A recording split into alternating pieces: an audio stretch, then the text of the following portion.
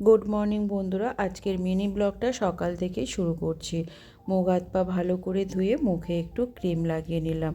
ঠান্ডা তো মোটামুটি পড়েই গেছে, তাই মুখে একটু ক্রিম না লাগালে সকালবেলা যেন হয় না। তারপরে চলে এলাম বাসি বিছানা গোছাতে।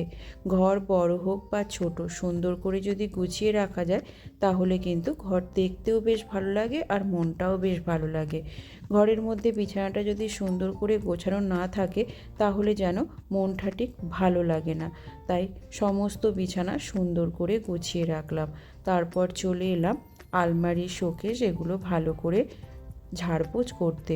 আলমারির শোকেস এগুলো রোজে ঝাড়পোছ করা হয় না, তবে সপ্তাহে 1-2বার আমি চেষ্টা করি এগুলো ঝেড়ে পুছে পরিষ্কার রাখার।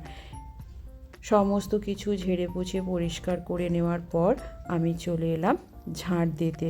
যেহেতু আমার এত বড় বাড়ি, তাই ঝাঁট দিতে কিন্তু বেশ সময় লাগে।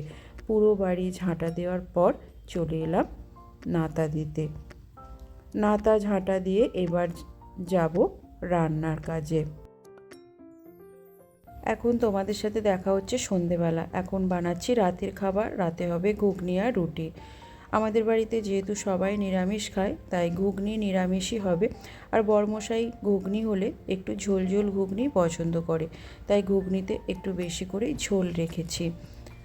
ঘুগনিটা আমার হয়ে গেছে, নামিয়ে নিলাম। এবার ভাজবো রুটি। আজকের এই ছোট্ট ভিডিওটা এই পর্যন্ত। কেমন লাগলো জানিও। ভালো লাগলে লাইক, শেয়ার অ্যান্ড সাবস্ক্রাইব করে দিও।